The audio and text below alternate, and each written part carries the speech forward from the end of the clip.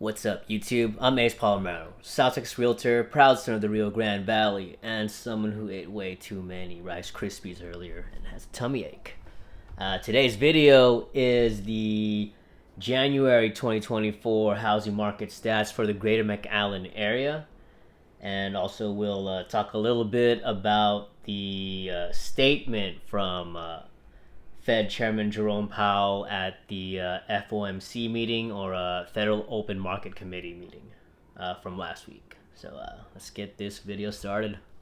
So the data I have on this screen is basically all the single family homes that are listed on the open market on the multiple listing services for the Greater McAllen Association of Realtors. So you can see I have here all price ranges, single family for property types, all construction types, both new construction and previously owned, all sizes, and then basically all the numbers for bedrooms and bathrooms. So for median sale price, if we're looking at month-to-month data, December 2023 to January 2024, it went from $235,000 to $246,000. That is a 4.68% increase month to month. If we look at year over year data, it went up from $220,000 for the median sale price back in January 2023 to $246,000. And that's an 11.82% increase. So yeah, median sale price did go up a little bit both month over month and year over year, actually significantly year over year. But if we look at new listings,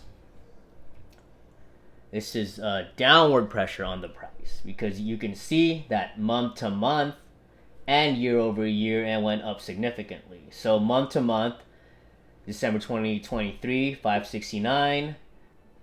And January 2024, 852. That is a 49.74% increase, and even year over year. So remember, January 2024, 852. Last January, 654, and that is a 30.28% increase. And do you really think that with that much additional inventory coming to the market, or that already came to the market, do you really think prices will continue to rise significantly? Number of homes for sale, so total homes for sale, not just the new listings. So from January 2023 to December 2023 to January 2024, it's 2,168 to 2,333. That is a 7.61% increase. And if you compare year over year, so January 2023 to January 2024, we're looking at a 30.04% increase. So similar to the number of new listings coming on the market. So I guess a lot of the new listings coming to, or I guess a lot of the current home for sales are from new listings. Let's take a look at pending sales. So month to month, 280 to 341. That is a 21.79% increase. Year over year, where is it? There to go. 298, 341. So about 14% increase, 14.43% increase. So yeah, more stuff is going under contract. But if we go to closed sales, I don't think everything's going all the way to completion. Yeah, December 2023 to January 2024, it's 303 to 236. Yeah, number of actual closed sales went down 22.11% month to month. If we look year over year, so January 2023, 245 for closed sales, and January 2024, 236. It went down a little bit, 3.67% decrease. So massive month-to-month decrease and a slight year-over-year decrease for actual closed sales. Days on market. It went up a little bit from December to January, so 4 days, a little bit longer. It actually went down though if you're looking at year over year. So if you're comparing year over year data, houses are sold a little bit faster this year versus last year for the month of January. This one was a big one for me. Months of supply. So December 2023 to January 2024, 6.3 months of supply to 6.7 months of supply. It's a bigger increase when you look at year over year. So January 2023, 5.3 months of supply to the 6.7 months of supply in January 2024. Now remember, months of supply is a way to measure demand for houses. And for me, 5 months or less, we consider that a seller's market. And 7 months or more is buyer's market. At 6.7, we're really getting close to a buyer's market.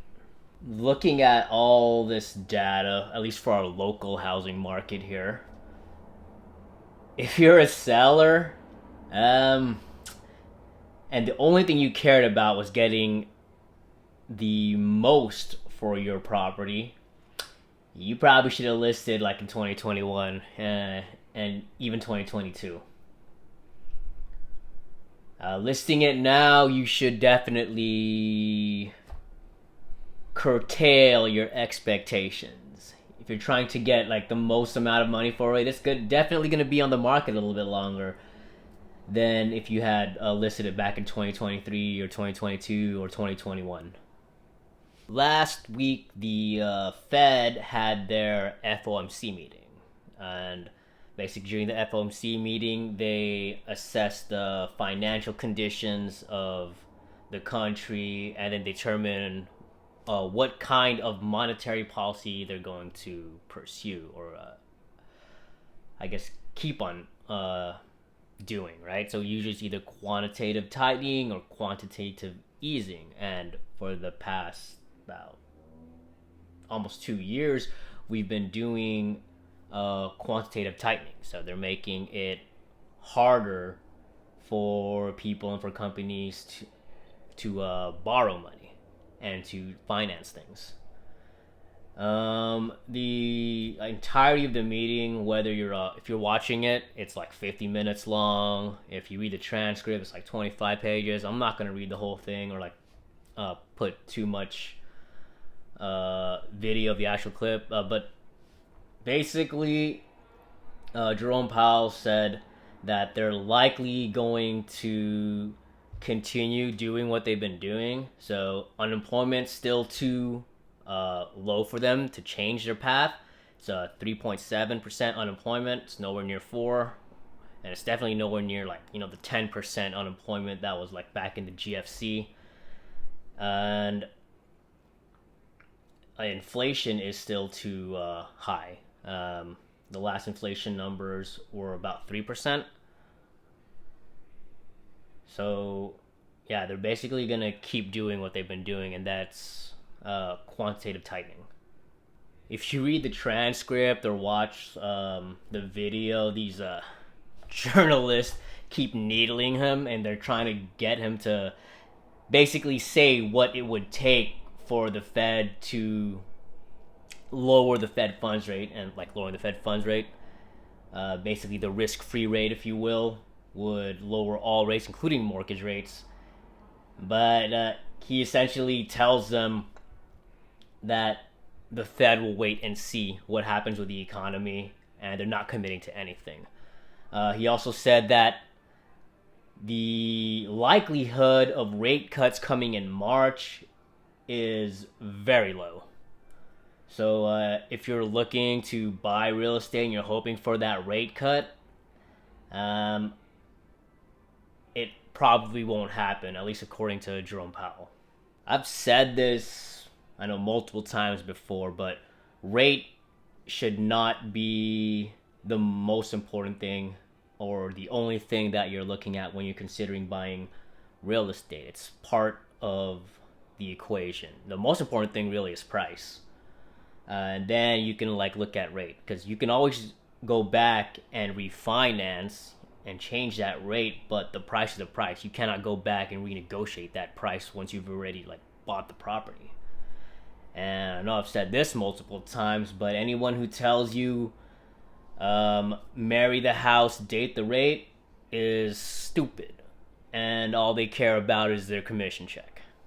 If you've been on the sidelines for the past couple of years waiting to buy your first property, your dream home, and you see all these economic developments and you feel as if you're never going to be able to buy a house, like, you're not alone.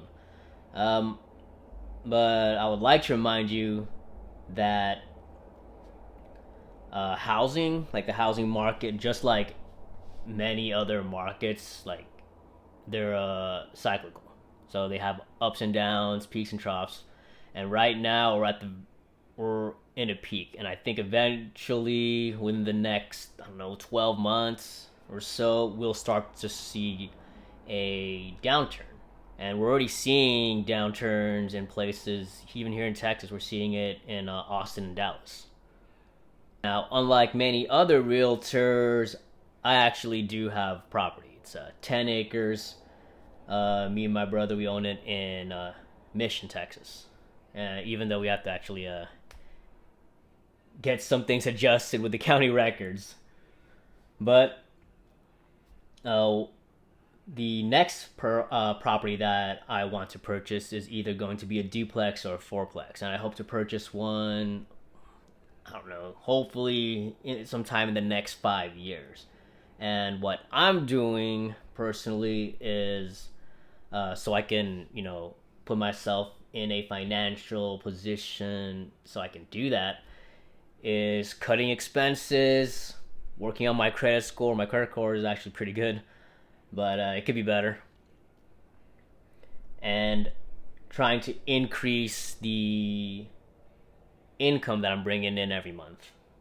Now, this is not financial advice, but Travis of Real Estate Mindset, what he's been doing, and he says this all the time on his channel. Also, check out his channel. It's really, really informative. But he's been trying to buy his primary residence for the past couple of years. And what he's been doing with his down payment, every time he's not able to close on a house that meets his criteria, is the money for that down payment, he spreads it out between CDs, certificates of deposit, and U.S. Treasuries. That way, it's not just sitting in a savings account, getting minimal returns. But yeah, that's something to consider if you do have enough money for a down payment, but can't find a house or a house that its price doesn't make sense. I'm about to wrap up this video. I'm getting hungry. But yeah, I think in general, the entirety of the U.S., and including the Valley, we're on the precipice of a market correction regarding the housing market. And some places are started to correct already, like Austin and Dallas over here in Texas. If you're a potential future home buyer, don't get caught up in the FOMO. Make sure it makes sense if you are buying this year. If you're buying this year, there's a chance you're overpaying, so you might as well get all the features and amenities you want. And yeah, just try not to get emotional about it. I know buying anything is an emotional process. People tend to buy off emotion, especially women. I'm not trying to be sexist, but that's just how it is. Sometimes I get after my chick friends and they buy something they don't need and they just tell me, "Oh, I'm just a girl." But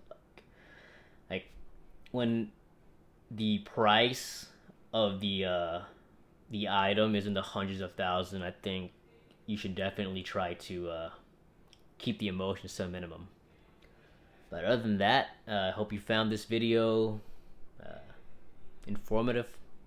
Bye.